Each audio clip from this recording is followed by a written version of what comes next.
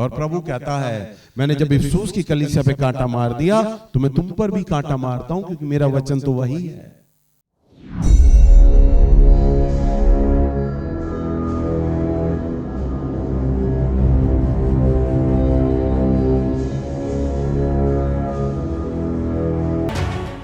आज का वचन हम लोग जो सीखने जा रहे हैं, प्रकाशित वाक्य के ऊपर हम सीखने जा रहे हैं। और पिछली बार हम लोग प्रकाशित वाक्य की पुस्तक पे हम लोग मनन कर रहे थे, हम सीख रहे थे। आपको ध्यान है पिछली बार हम क्या सीख रहे थे प्रकाशित वाक्य की किताब से? इफिसुस की कलीसिया।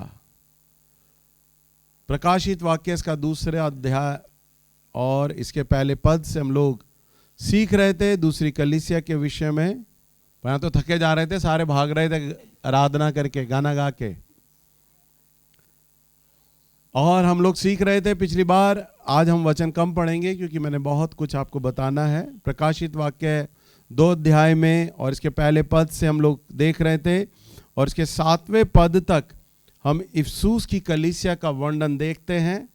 सब लोग इसे नोट कर लें, घर में जाके पढ़िएगा, क्योंकि पिछली बार हम लोग यही सीख रहे थे। आज भी हम इसके 2 अध्याय इसके पहले पद से हम एक एक पद में हम लोग मनन करते जाएंगे और सीखते जाएंगे। हम यहां पर देखते हैं परमेश्वर इफिसुस की कलीसिया की प्रशंसा कर रहे हैं, और उनमें क्या अच्छा था। पढ़िए 2 का पहले पद से और दूसरा पद। इफिसुस की कलीसिया के दूत को यह लिख, जो 7 तारे अपने दाहिने हाथ में लिए हुए है और सोने की 7 दीवटों के बीच में फिरता है, वह यह कहता है कि मैं तेरे काम और तेरे परिश्रम और तेरे धीरज को जानता हूँ, और यह भी कि तू बुरे लोगों को देख नहीं सकता और अपने आप को प्रेरित कहते हैं और है नहीं, उन्हें तूने परख कर झूठा पाया। हाँ, यहाँ पर प्रभु इफिसुस की कलीसिया की तारीफ कर रहे हैं और कहते हैं दूसरे पद में, मैं तेरे काम, तेरे परिश्रम और तेरे धीरज को जानता हूँ, और ये भी जानता हूँ कि तू बुरे लोगों को देख नहीं सकता, यानी कि तू धर्मी है, वचन पे चलता है, प्रार्थना करता है, तू पापियों के मार्ग में नहीं खड़ा होता है। जैसे राजा दाऊद भजन संहिता के पहले अध्याय में बोलता है, वो व्यक्ति तो परमेश्वर की व्यवस्था से प्रसन्न होता है, वो पापियों के मार्ग में नहीं खड़ा होता है। ऐसे ही इफिसुस की कलीसिया हंसा ठट्टा करने वाली, बदतमीजियां करने वाली, चुगलियां करने वाली, इन बातों में नहीं थी, पापियों के मार्ग में नहीं खड़े होते थे। वो तो केवल परमेश्वर की बातें करते थे। उनका उद्देश्य था कि प्रभु की सेवा करना, और लिखा बुरे लोगों को तू देख नहीं सकता था, उन्हें तू नहीं झेलता था बुरे लोगों को। और ये भी लिखा है, और जो अपने आप को प्रेरित कहते हैं, यानी आजकल के टाइम में जो अपने आप को पास्टर्स कहते हैं, बिशप्स कहते हैं, प्रभु का दास बोलते हैं और है नहीं, उन्हें तूने परख कर झूठ पाया। ये इफिसुस की कलीसिया ऐसी कलीसिया थी जो पास्टर प्रचारकों को परख लिया करती थी कि इनमें किस प्रकार का आत्मा है। हालेलुया। पिछली बार मैं आप लोगों को बता रहा था कि आप नामधारी के कारण तो जगत में वर्ड इन एक्शन चर्च की कलीसिया के लोग कहलाते हैं, परंतु हमारे चर्च के अंदर जो प्रभु ने 7 कलीसियाएं प्रकाशित वाक्य में दी हैं, वही 7 कलीसियाएं हमारी इस कलीसिया में हैं। किसी व्यक्ति का स्वभाव, जीवन इफिसुस के समान है, किसी का सुरमना के समान है, किसी का किसी और कलीसिया के समान है। परंतु यहां पर हम इफिसुस के बारे में परमेश्वर की आत्मा से हम सीख रहे हैं, और प्रभु कहते हैं कि मैंने तेरे कामों को देखा है, तेरे परिश्रम को देखा है, तेरे धीरज को जाना है। इसका मतलब क्या है कि जो इफिसुस की कलीसिया थी ना, वो बड़ी मेहनती थी, वो सेवा करने वाले लोग थे, वो काम करने वाले लोग थे, वो अपनी सेवा को लेके बहुत जागरूक हुआ थे, सेवा में बड़ी जागरूकता से काम किया करते थे। वो प्रार्थना करना, आराधना करना, प्रचार करना, संगति करना, अगुवाई में चलना, इन सब बातों में वो कलीसिया नंबर 1 थी। परंतु हम देखते हैं परमेश्वर ने ऐसी कलीसिया पर भी कांटा मार दिया। अब आप विचार करें, जो लोग जिनके विषय में प्रभु तारीफ कर रहे हैं, तुम आराधना में अच्छे हो, प्रचार में अच्छे हो, सेवाओं में अच्छे हो, संगति में अच्छे हो, प्रभु खुद कह रहे हैं तुमने बड़ा कड़ा परिश्रम किया है, बड़ा कड़ा परिश्रम, और मैं तुम्हारे धीरज को भी जानता हूं। प्रभु बोल रहे हैं मैं जानता हूं तुम्हारे धीरज को, और फिर भी कांटा लग गया उस कलीसिया में। अब आप विचार करें, अभी तो आप इफसूस की कलीसिया में आके खड़े भी नहीं हुए, प्रभु जब इफसूस को कांटा मार रहे हैं तो आपकी दशा पे क्या होगा? ये तो भविष्य की पुस्तक है, प्रकाशित वाक्य है। अपने आप को आप तोलिए, आप किस कलीसिया में आज खड़े हैं? आप कहां खड़े हैं? क्या आप इफसूस की कलीसिया को छू भी पा रहे हैं जहां पर प्रभु का वचन में लिखा है? इसका मतलब है आज की भाषा में वह कलीसिया बहुत ऑर्गेनाइज्ड थी, वो चर्च बहुत ऑर्गेनाइज्ड था। स्ट्रॉन्ग वर्शिप होते थे, परमेश्वर की उपस्थिति होती थी, प्रेजेंस बनती थी, बड़ा अच्छा डेडिकेशन था, समर्पित भावना थी उनमें, सब लोगों में धीरज धरा करते थे। तीसरे पद में लिखा है, और तू धीरज धरता है और मेरे नाम के लिए दुख उठाते उठाते थका नहीं। बताओ, वो कलीसिया तो प्रभु के लिए धीरज भी धर रही है, दुख भी उठा रही है, और दुख उठाते थके नहीं। दुख उठाते। कहीं पर एक जगह पौलुस ने अपनी कलीसिया की तारीफ किया है, और मालूम है वो क्या कहता है अपनी कलीसिया को? तुमने मुझे इतना दिया, उदारता से दिया, बहुतायत से दिया, और तुमने इतना दिया कि तुमने कंगालपन को अपने जीवन पर ओढ़ लिया। यानी वो कलीसिया पौलुस को इतना दे रही है, दशमांश बेटों में इतना दे रही है, इतने उदार हो गए हैं कि वो कर्जे लेने लग गए हैं, उनका बाल बार गिलवी हो गया कर्जा ले लेके, पर प्रभु को देते देते थके नहीं वो है, प्रभु को देते देते थके नहीं। ऐसे लोग, ऐसी थी इफसूस की कलीसिया। कहते तुमने धीरज धरा और मेरे नाम के लिए दुख उठाते उठाते तुम थके नहीं। थके का मतलब तुम्हारा जोश कम नहीं हुआ, तुम्हारा विश्वास कम नहीं हुआ। इसका अर्थ है वो सताओं में, विरोध में, गलत बोलने वाले लोगों के बीच में उन्होंने कभी हार नहीं मानी, वो थके नहीं, उन्होंने हर चीज प्रभु के लिए सही। बहुत से आज लोग सेवा करते हैं और थोड़ी परेशानी जैसे ही आती है ना तो प्रभु को छोड़ देते हैं, समझौता कर लेते हैं। बिरादरी को खुश करना, रिश्तेदारों को खुश करना, गली मोहल्ले के लोगों को खुश करना, जरा सा भी तनाव, समस्या, सताव आए समझौता कर लेते हैं। पर इफसूस की कलीसिया समझौता नहीं करती थी, वो तो सताव सह रही थी, दुख सह रही थी और थक नहीं रही थी। और उनमें दूसरी विशेषता ये थी, दूसरे पद में लिखा है, और मैंने तेरे कामों को देखा है कि तू बुरे लोगों को देख नहीं सकता, और जो अपने आप को प्रेरित कहते हैं तू उन्हें परख लेता है, और तूने उनमें झूठ पाया। यानी डिजर्मेंट, बहुत ज्यादा परख की आत्मा में वो स्ट्रांग थे। आज आप अपना स्टैंडर्ड देखिए, आप YouTube पर दूसरे प्रभु के दासों के वचनों को सुन लेते हैं। हमारी कलीसिया से 2 बजे वाली सभा के लोग पंजाब भाग लेते हैं बसें भर भर के। यहां हमारी कलीसिया में लोग आते, संगम विहार में अंकु नरुला का चर्च चल रहा है जो स्क्रीन पे दिखाया जाता है, कई लोग चले गए। संजय बोलता है मेरी कलीसिया के कई लोग चले गए। इसका मतलब है उनमें परख का आत्मा है ही नहीं।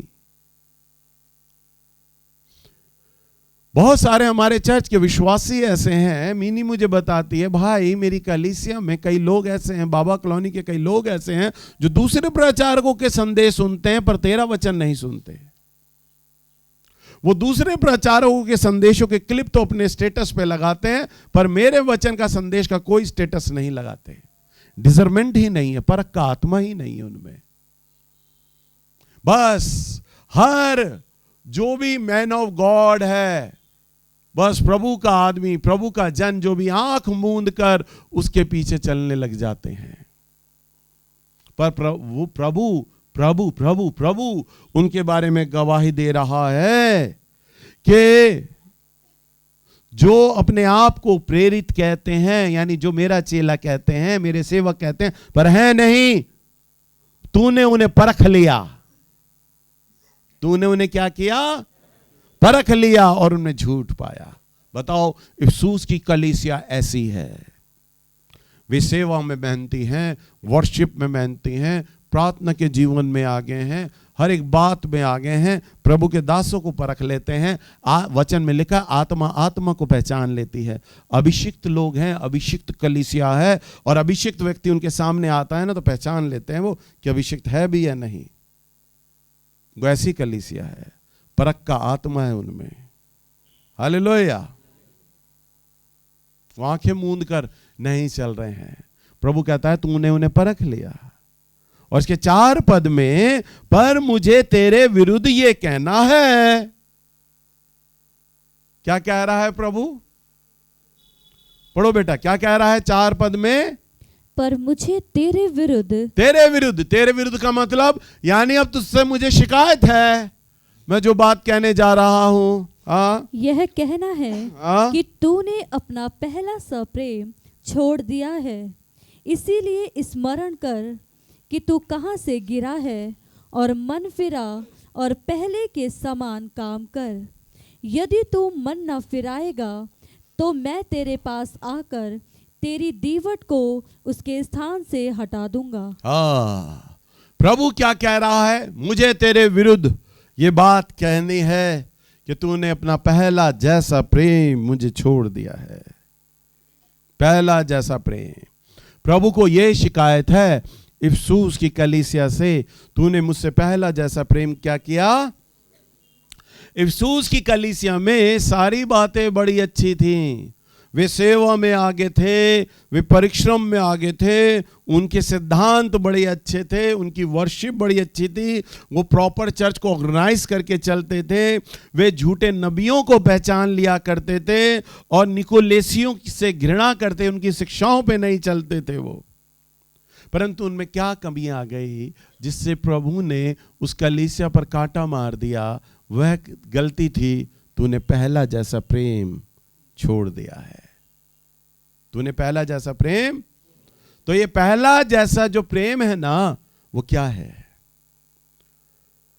पहला जैसा प्रेम का अर्थ होता है जब आप प्रभु यीशु मसीह से अपने जीवन में जब आप पहली बार मिले, पहली बार जब आपका एनकाउंटर होता है, आप रो रो कर प्रभु के चरणों में आते हैं, प्रार्थना करते हैं, जब प्रभु को ग्रहण करते हैं, वचनों की भूख होती है आपके अंदर, जब आप प्रभु को पा लेते हैं तो सबसे पहले आप चर्च में आना पसंद करते हैं। आप सारी मीटिंगें बैठना पसंद करते हैं।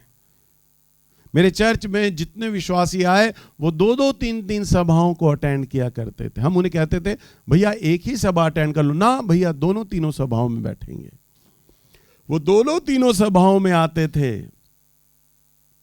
पर इफिसुस की कलीसिया के समान हो गए ना, तूने मुझसे पहले जैसा प्रेम छोड़ दिया है। फिर तीसरी सभा में कुछ दिन आए, फिर कुछ दिन बाद दूसरी सभा में आए, कुछ समय फिर वो एक सभा में आने लगे, और फिर कुछ समय बाद तो वो कभी कभार महीने में आने लगे, रेगुलर नहीं आने लगे। अब आप अपने आप को विचार करो, जितने लोग यहां बैठे हैं, क्या ये विचार अपने आप से प्रश्न करें, क्या मैं हर संडे बिना नागा पूरा साल चर्च आया हूं? आप चेक करें।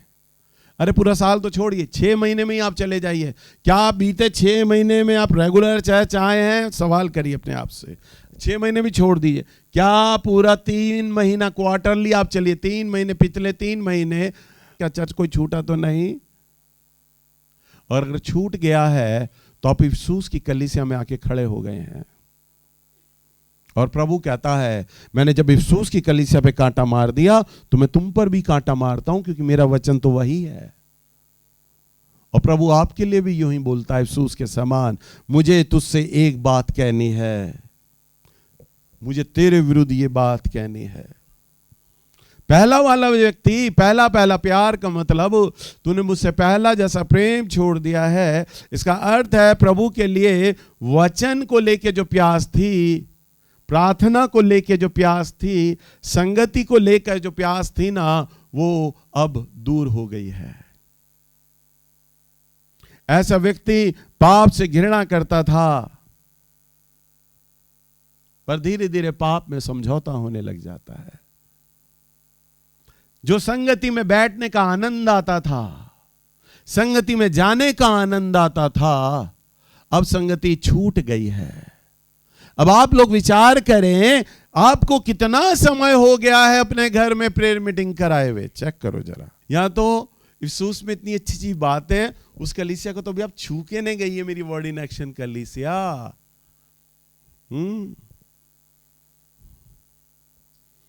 छू के नहीं गई। सोनिया ने एक बार सपना देखा, मुझे बताती, और मेरी बहन ने भी यही सपना देखा था, सेम जो सोनिया ने देखा वही सपना उसने भी देखा था। और दोनों, एक बार सोनिया ने देखा, एक बार मेरी बहन ने देखा, कुछ हफ्तों का अंतराल था। वो बता रही, दोनों का ये जवाब, दोनों बताती कि भाई तू हमें डांट रहा है कि हमें ब्याह में बुलाया गया है, शादी में बुलाया गया है, और तुम लोग अभी तक तैयार नहीं हुए। और कहती तू बिल्कुल तैयार खड़ा है, टाई वाई लगा के, सूट पहने, बिल्कुल ब्याह की तैयारी में बैठा है तू जाने को है, और हम लोग अपना मेकअप में लगे हुए हैं। और मिनी कहती मैं नहाई नहीं हूं, मैं नहाने के लिए बाथरूम भाग रही हूं, कहां मैं नहाऊं, हर बाथरूम भरा हुआ है, सब लोग तैयार होने लगे हैं। सोनिया कहती भैया मैं जहां जाऊं वहां बाथरूम में कोई ना कोई नहा रहा है, हर जगह बाथरूम में लोग बैठे हैं, मैं मेकअप का सामान लेके, कपड़े लेके भाग रही हूं, मैं तैयार हूं। मिनी कहती भाई फिर मैं देखती हूँ आकाश से एक उड़न तस्त्री आई और तूने कहा तुम लोग ब्याह में नहीं जा रहे, तुम लोग देर हो गए हो, मैं तो जा रहा हूँ, ब्याह का समय हो गया है। और वो उड़न तस्त्री आई और मुझे आके ले गई। कहती फिर मिनी कहती मैं रोकर रात में उठ गई, मेरी आंख खुल गई, हमारी इतनी बड़ी कलीसिया है, क्या कोई भी स्वर्ग नहीं जाएगा। वो रोने लग गई कलीसिया को याद करके। अब आप सोचिए इफसूस की कलीसिया में सारी इतनी भली बातें हैं, फिर भी प्रभु इफसूस की कलीसिया को स्वर्ग नहीं ले जा रहे हैं, स्वर्ग के राज्य में नहीं जा रही है इफसूस की कलीसिया। प्रभु कह रहे हैं तुझ में सब बातों की अच्छी बात थी, तू संगति में भी आगे थी। आप लोग तो संगति भी नहीं कराते, अब आपके क्षेत्र में भी जो संगतियां होती हैं आप तो उसमें भी रेगुलर नहीं हो। चर्च का तो बात ही छोड़ दीजिए, आप तो अपने क्षेत्र की संगति में रेगुलर नहीं हो। आपको तो कितने ऐसे परिवार हैं यहां जिन्होंने अभी तक अपने घर में अपने अगुवे को नहीं बुलाया, अपने प्रचारक को नहीं बुलाया, घर में प्रेयर मीटिंग नहीं कराई। प्रभु आपसे यूं ही तो बोलेगा मुझे तेरे विरुद्ध ये बात कहनी है। वे संगति कराते थे। नए प्यार में आदमी ज्यादा संगति कराता है। मेरे घर में प्रार्थना हो भैया आप आ जाओ, कोई नहीं करा रहा कोई बात नहीं, मेरे घर में आ जाओ। वो ये नहीं ढूंढता कितने समोसे बिकेंगे, कितनी चाय निकलेगी मेरे घर से, कितना खर्चा हो जाएगा। वो तो कहता है मेरे घर में प्रार्थना हो, खर्चा जितना मर्जी का हो जाए। वे बात में आगे थे। यह जो प्रेम है एक नया उत्साह पैदा करता है, बिल्कुल जो ज्वालामुखी के समान होता है।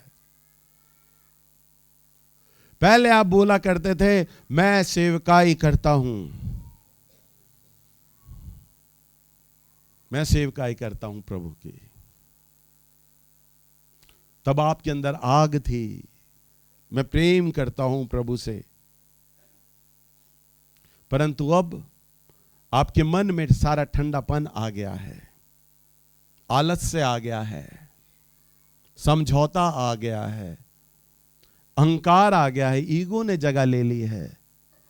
क्योंकि ज्ञान बहुत बढ़ जाता है। जब ज्ञान हो गया, आप चर्च में आते आते पुराने हो गए, आपको अहंकार हो गया, अब तो हमें सब कुछ मालूम है, हम सब कुछ जानते हैं। और वो जो सब कुछ जानना है ना, वही तो है जो प्रभु के प्रेम को ठंडा कर देता है। आपको कैसा पता चले कि आपका जो प्रेम है, जो प्रभु के लिए आप प्यार कर रहे थे, वो कैसे ठंडा हो गया? ध्यान दीजिएगा, सुनिएगा, मैंने कुछ पॉइंटों को लिख कर लाया हूं। पहले जब आप प्रार्थना के लिए प्यासे होते थे, जब प्रभु को आपने पाया था, आप जगह ढूंढा करते थे, समय ढूंढा करते थे, मैं कब प्रार्थना में बैठूं, कैसे बैठूं, कहां बैठूं। परंतु अब तो प्रार्थना एक रूटीन हो गया है। जब प्रेम ठंडा हो जाता है तो प्रार्थना रूटीन हो जाता है, कर्तव्य बन जाता है। प्रार्थना में अब आनंद नहीं आता। पहले आप प्रार्थना में रोते थे, परंतु अब तो प्रार्थना में घड़ी देखते हैं, अरे इतनी देर हो गई है, आमीन कर देना चाहिए, बहुत देर हो गई प्रार्थना में।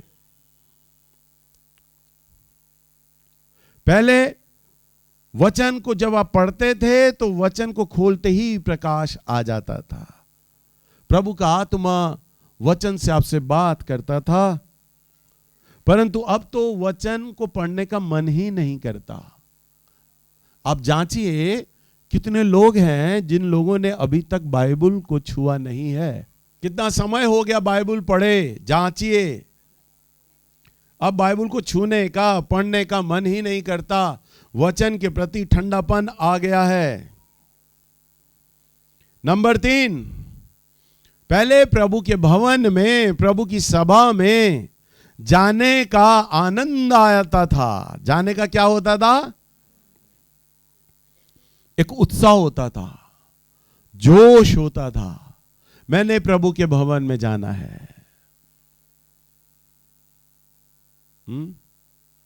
दाऊद बोलता है, निकालिए भजन संहिता की किताब, इसका 120 अध्याय और इसका पहला पद।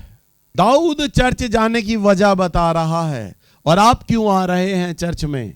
जब लोगों ने मुझसे कहा, आओ हम यहोवा के भवन को चले, तब मैं आनंदित हुआ। हाँ, दाऊद कहता है, जब लोगों ने मुझसे कहा आओ हम यहोवा के घर चलें, तब मैं आनंदित हुआ। हालेलुया। वो चर्च जाने की अपनी वजह बता रहा है, मैं इसलिए जाता हूं चर्च कि मुझे आनंद मिलता है। और आप चर्च में आज किस लिए आ रहे हैं? आप प्रभु के भवन में आज किस लिए आ रहे हैं? किस लिए आ रहे हैं?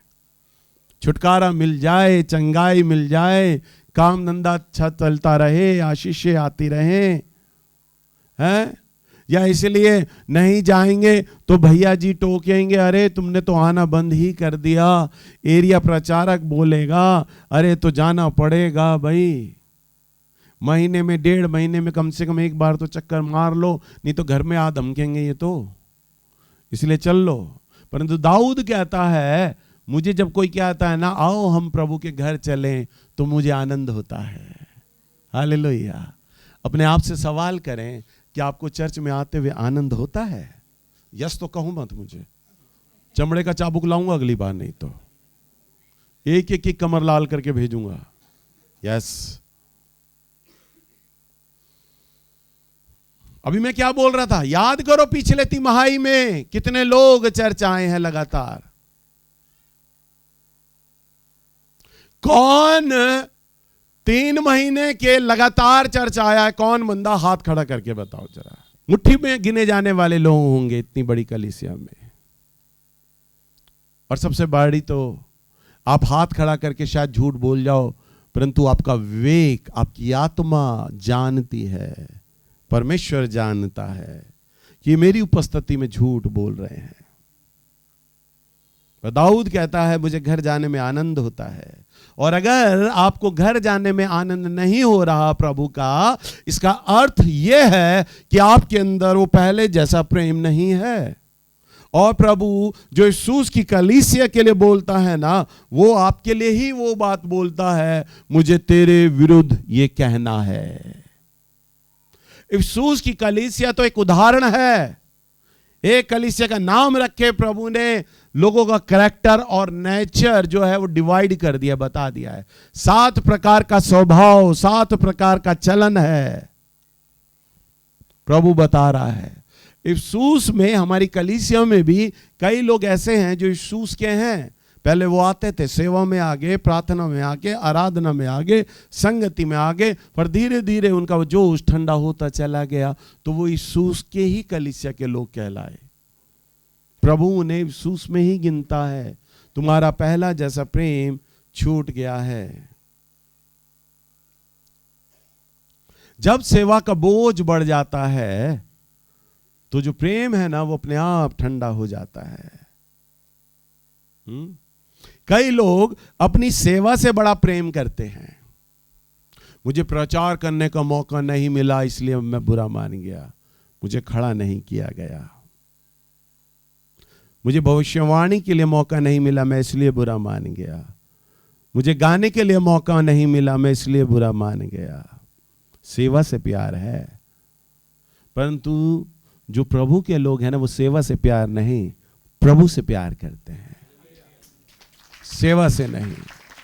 सेवा प्रभु की कर रहे हैं और प्रभु को मालूम है कि आपको कैसे उससे सेवा लेनी है, बस उसको मालूम है। हालेलुया। तो जब आप प्रभु से प्यार करते हैं तब आपको मौका मिलता है या नहीं मिलता। मैंने अपनी बुलाहट के अंदर लिखा है, एक टॉपिक डाला है, सेवा मंच से नहीं होती है। ये मैंने लिखा है। जो सच्चा सेवक होता है ना, वो मंच नहीं चाहता, पुलपिट नहीं चाहता, स्टेज नहीं चाहता। मैं कितने भी आपके साथ मीटिंगों में जाता हूं, सेमिनार्स में जाता हूं, क्वायर कंपटीशन में जाता हूं, मैं बिशप होके भी आपके संग पीछे बैठा होता हूं, मैं अपने बच्चों के संग पीछे बैठता हूं। मुझे आगे मंच अच्छा नहीं लगता। जो ढंग के पादरी भी नहीं है, जिनके पास कलीसियाएं नहीं, वो टाइयां लगा के आगे बैठे होते हैं। मुझे आगे बैठना अच्छा नहीं लगता, मुझे मंच अच्छा नहीं लगता। मुझे अपने साथ, अपने लोगों के संग पीछे बैठना अच्छा लगता है। जब आप प्रभु से प्यार करते हैं तो वह सेवा प्रेम से अपने आप ऑटोमेटिकली चलती है।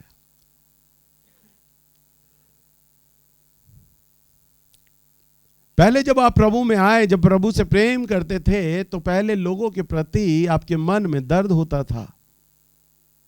आप उनके प्रति सेवाएं करते थे, सेवाएं देते हैं, सेवाएं करते हैं।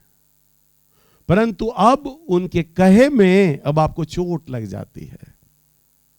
चाहे वह विश्वासी हो, चाहे वो आपका अगुवा हो, चाहे वो स्थानीय प्रचारक हो, अब आपको बोल दे, टोक दे, डांट दे तो आपको चोट लग जाती है। परंतु जब आप प्रभु में आए थे तब आप उसके लिए सब कुछ करने को तैयार थे। चर्च में भी झाड़ू लगाते थे और उसके घर में भी झाड़ू लगाते थे। परंतु जब प्रेम ठंडा हो जाता है तो उसकी कही हुई बातें भी आपको चुभने लग जाती हैं, बुरा मानने लग जाते हैं। 6वां पॉइंट, कैसे पता चले कि प्रेम ठंडा हो रहा है? अब पवित्र आत्मा की जो आवाज है ना, वो आपको अब सुनाई नहीं देती। पहले जब आप प्रभु से प्यार करते थे तो लगातार प्रभु की आत्मा की अगुवाई, प्रभु आपसे बोल रहा है, लगातार प्रभु की आत्मा की अगुवाई आपको हुआ करती थी। परंतु अब प्रभु की आत्मा की अगुवाई आपको नहीं हो रही है, क्योंकि अब आवाज बहुत कम हो गई है। उसका कारण यह है कि अब प्रभु से दूरी हो गई है, दूरी बढ़ गई है। क्योंकि पहले जैसा जो प्रेम है ना, वो अब ठंडा हो गया है। इफसूस के अंदर सब बातें अच्छी थी, वो सब बातें जानती थी, वो सब बातें करती थी, परिश्रम करती थी, सेवा करती थी। पर कसूर ये था इफसूस का कि उसने पहला जैसा प्रेम बंद कर दिया था, पहला जैसा प्रेम खो दिया था। वचन 5 में क्या लिखा है? इसलिए स्मरण कर कि तू कहां से गिरा। क्या लिखा है 5वें पद में? इसीलिए स्मरण कर कि तू कहां से गिरा है और मन फिरा और पहले के समान काम कर। हाँ, हम इस पद को 3 बातों में देखेंगे। इसलिए स्मरण कर कि तू कहां से गिरा। प्रभु 3 निर्देश देते हैं गिरने के विषय में। पहला, नोट कर लो, लिखा स्मरण कर। तू कहां से गिरा, स्मरण कर, याद कर। यह पहला कदम है, स्मरण करना। कई लोग सोचते होंगे कि इफिसुस की कलीसिया पापिनी हो गई होगी, पाप करती होगी, इसलिए वो गिर गई। आप भी सोच रहे होंगे कि इफिसुस की कलीसिया का यह दोष होगा कि वो पाप करती होगी इसलिए गिर गई। नहीं, उसके गिरने की वजह यह थी क्योंकि उसका प्रेम कम पड़ गया था। वो अपने प्रेम में कमजोर हो गई थी। उसकी पहली प्रार्थना के आंसू बंद हो गए थे। आप याद कीजिए, आपकी प्रार्थना में पिछली बार कब आंसू आया था, याद कीजिए। मैं जब प्रभु के संग प्रार्थना में बैठता हूं और मुझे दो दिन मेरी आंखों में आंसू ना आए, मैं रोने लगता हूं बालकों के समान। प्रभु, वो आंसू मेरे कहां चले गए? मुझे तो वही प्रार्थना चाहिए आपसे, बच्चों के समान टूटने वाली, मुझे आंसुओं वाली। जब तक मैं रो के बाहर ना निकलूं कमरे से बाहर, जब तक मुझे मजा ही नहीं आता, मुझे लगता है मैंने प्रार्थना नहीं की। अगर मेरी प्रार्थना में आंसू नहीं आए, मैं नहीं रोया, तो इसका मतलब ये नहीं कि मैं जबरदस्ती रोता हूं ना, परंतु वो उपस्थिति, वो प्यार परमेश्वर का मुझे महसूस होना चाहिए। उसकी उपस्थिति अपने आप जब मेरे पास आ जाती है, वो मुझे रुला देती है। मैं छोटे बच्चे के समान बन जाता हूं कि मेरा पिता मेरे आगे खड़ा है, मेरे सामने खड़ा है।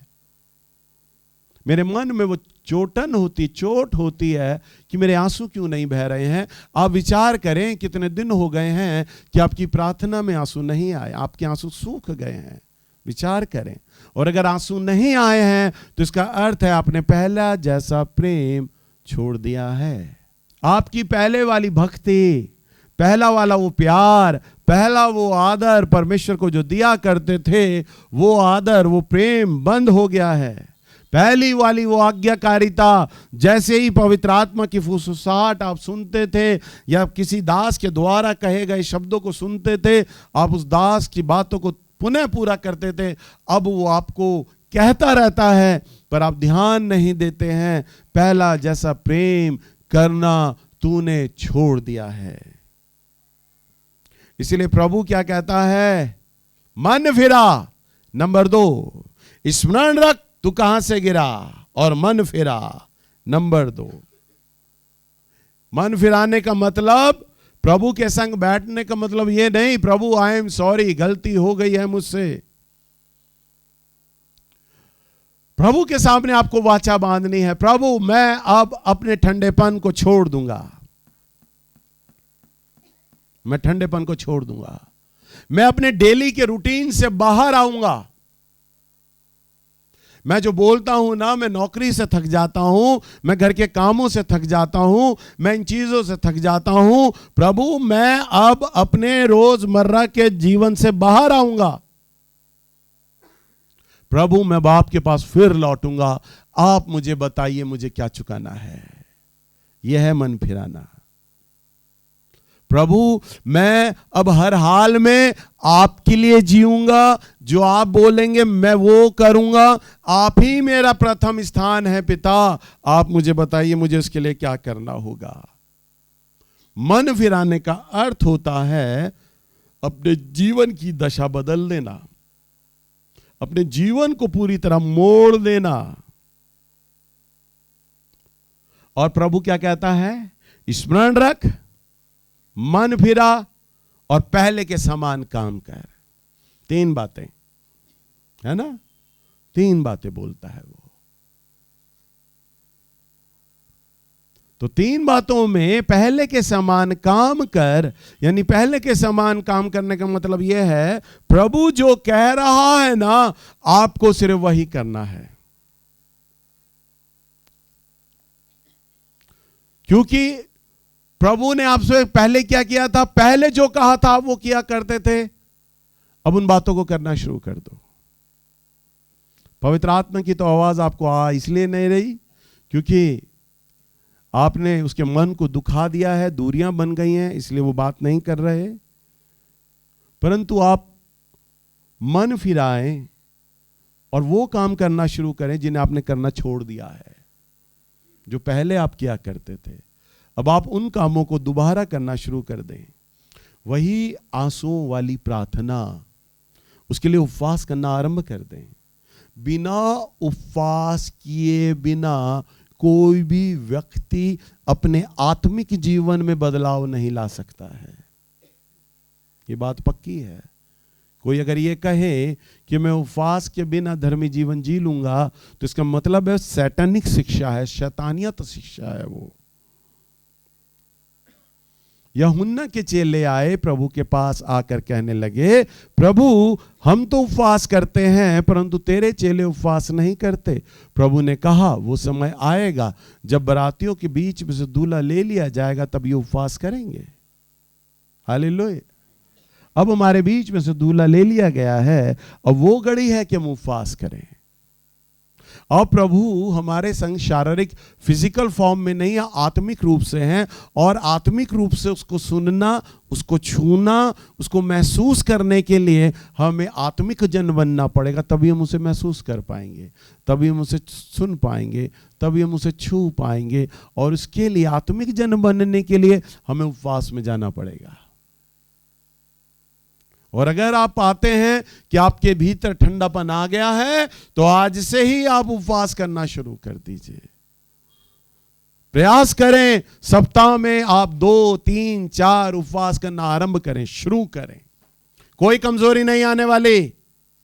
अच्छा है, सेहतमंद हो जाओगे, उल्टा भले चंगे हो जाओगे। मैं अपने टॉपिक से भटक जाऊंगा अगर भूखे रहने पे लेक्चर दूंगा तो। इसलिए उपवास में आप आत्मा और शरीर दोनों में स्वस्थ हो जाएंगे। उपवास कीजिए, प्रभु के संग बैठिए, तभी आपकी जो आंखें जिनमें आंसू नहीं आते ना, आने लग जाएंगे। मन टूटने लग जाएगा, प्रार्थना करने लग जाएंगे। जो उपवास का जीवन होगा, विश्वास करना आप सीख जाएंगे, प्रभु पर विश्वास में बढ़ने लग जाएंगे। आपके भीतर परमेश्वर को लेके, प्रभु की सेवा को लेके और प्रभु के जनों को लेके प्रेम आ जाएगा। क्योंकि अभी आपका आत्मिक जीवन ठंडापन है, इसलिए प्रेम निकल गया है। उपवास करेंगे तो भक्ति आ जाएगी, उपवास करेंगे तो प्रभु के लिए आज्ञाकारिता आपके जीवन में आ जाएगी। आपके जीवन में बिल्कुल सरल बहाव होगा, सरलता आ जाएगी, पवित्रता आपके विचारों में, आपके जीवन में आ जाएगी। आप परमेश्वर के लिए भूखे और प्यासे बन जाएंगे। तब आपके जीवन में एक ही लक्ष्य होगा, परमेश्वर मेरा गढ़ है, मेरा प्रथम स्थान वही है। मैं जो सोचूंगा अपने प्रभु के लिए सोचूंगा, जो करूंगा प्रभु के लिए करूंगा। आपके लिए परमेश्वर प्रथम स्थान बन जाएगा। और यदि आपने इफिसुस की कलीसिया के समान ऐसा नहीं किया, जो प्रभु कह रहा है, स्मरण कर और पछता कि तू कहां से गिरा है, याद कर और मन फिरा, और आपने नहीं किया, तो प्रभु कहता है आपके लिए सख्त चेतावनी देकर, और याद रख, नहीं तो मैं तेरा दीवट हटा दूंगा, तेरा दीवट हटा दूंगा। तेरा दीवट हटाने का अर्थ यह है कि आपके ऊपर वह अनुग्रह हटा लिया जाएगा। जो समय प्रभु ने आपको दिया है ना, वो समय आपके पास से चला जाएगा। तभी तो पौलुस प्रभु के दास बोलते हैं, अवसर को बहुमूल्य समझो। हालेलुया। अवसर को, प्रभु इस समय चाह रहे हैं जागृति के लिए मैं खड़ा हो जाऊं, और यदि मैं इस समय संसार की बातों पे मन लगाऊं और प्रभु की ओर से जागृति की ओर ना दौड़ूं और ठंडा हो जाऊं, तो प्रभु का वचन कहता, अवसर को बहुमूल्य जानो। बेटा, मेरा आना बहुत निकट आ गया है, मैं आ रहा हूं। मैं केवल नेल्स पे डिपेंड नहीं हो सकता। अगर नेल्स ढिलाई कर रहा है ना, तो दिल्ली में और कौन है जो जागृति के लिए मेरे लिए रो रहा है? मैं दर्शन उसको दे दूंगा, मैं उसे सेवा दे दूंगा। समय बहुत थोड़ा बचा है। वो कहता है, मैं दर्शन दूसरों को दे दूंगा, प्रभु का आगमन बहुत निकट आ गया है। कुछ ही सालों में प्रभु आने को है। हम ये सदी समाप्त नहीं कर पाएंगे। 2021 आने से पहले बहुत पहले प्रभु आ जाएंगे। समय ही नहीं बचा है।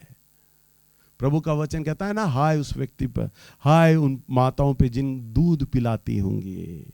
अब वो समय आ गया, हाय न्यू बॉर्न बेबी के लिए प्रभु का आना आ रहा है। प्रभु अपनी कलीसिया को उठाने पर है।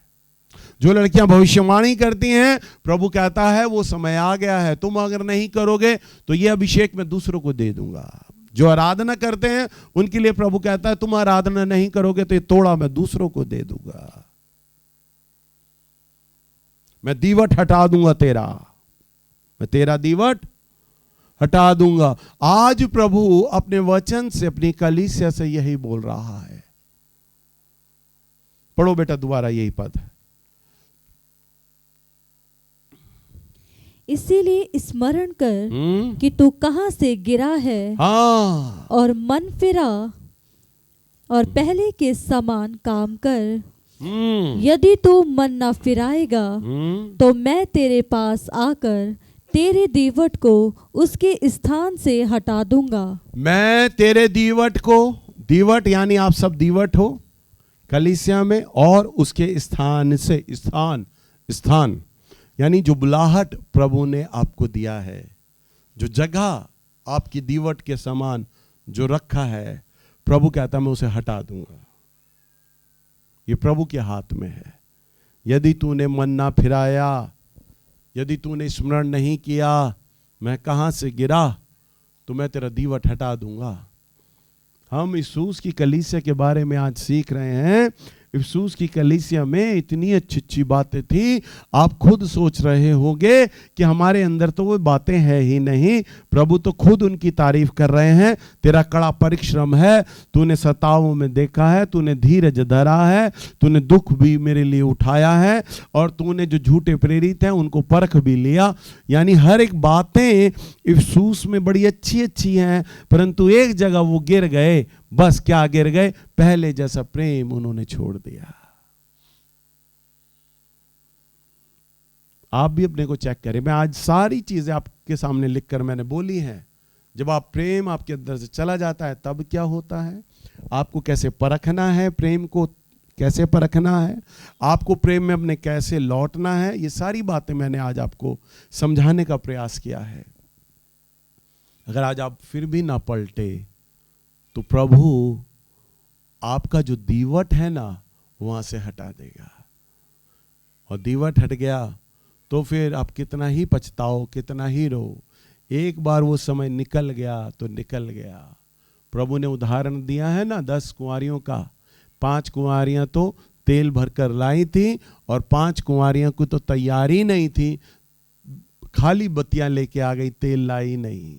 लिखा है दूल्हा आया तो जो 5 कुंवारियां तेल लेकर आई थी, कुपियों में भी और बत्तियों में भी, वो तो दूल्हे के साथ अंदर चली गई, परंतु जो 5 कुंवारियां बाजार गई थी तेल लेने, लिखा है फाटक बंद हो गया और वो रोई और चिल्लाई कि तुम हमें अंदर ले लो।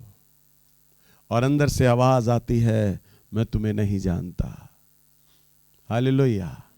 इसलिए आज के वचन के अनुसार आप जागिए, स्मरण कीजिए आप कहां से गिरे हैं, पछताइए, मन फिराएं ताकि आप परमेश्वर की ओर लौटें।